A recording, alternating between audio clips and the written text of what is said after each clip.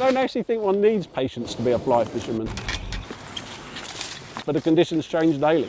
You have to wake up in the morning if you're guiding and check the weather.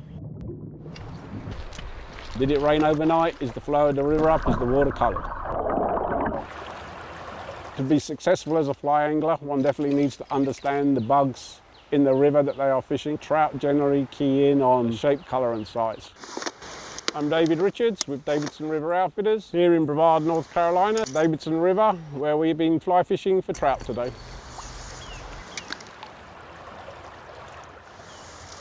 And another.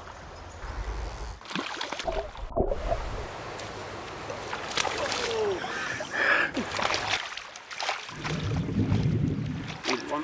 Whoa. Both hooks are barbless. We have been catching rainbow trout today. Yeah, going home. I received a phone call from Veterans Last Patrol. They had a veteran in hospice care. Hospice care is defined as the last few months of life. They basically had a last wish to catch one more trout on a fly. A bucket list item for Mr. Houck. I don't know how somebody says no to a request like that. Does that feel good? I don't want to take his phone so we don't lose that in the river. You uncomfortable? No. When we met, he was wheelchair bound, had relatively recent heart surgery. They told him a couple of different times that he's lucky to be alive even now, and he's still alive. So we were pretty much on some seriously borrowed time.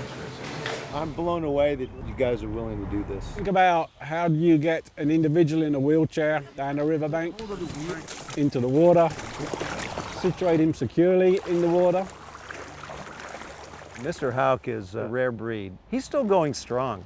He has a sense of humor beyond what most people do. He's very positive. He has family around him. I was literally his eyes. I told him what to do, when to do it. Good cast for him occasionally when he got a little tired, mend the line and let him control the drift, and he would set the hook. It's definitely called fishing for a reason. It would be nice if it was called catching every day, but it's not. We picked a day when the fish didn't want to cooperate with us. Come on. Mr. Houck was starting to get a little bit physical discomfort after about half an hour. He had already said it was time to go. So I asked him to let me make one more change. He cast 3 times. On the third cast, the indicator went down. He set the hook.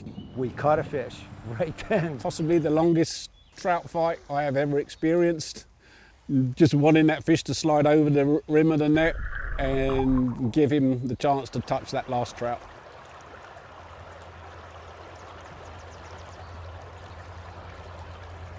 For me, coming out here with a veteran on a bucket list, my gosh, it's just, I know Mr. Houck got a lot out of it. Those of us around him probably got as much or more. That man wanted to catch a fish, and I think the only person that maybe wanted him to catch a fish more than himself was me. Taking a man in a wheelchair down a riverbank and into the water and putting him on a chair, and 6 other people, 4 cameras, and all the pressure one puts on themselves, trying to get him to catch a trout on a fly. I don't know that I knew at the time, but that was the most intense 75 minutes I have ever spent on a river.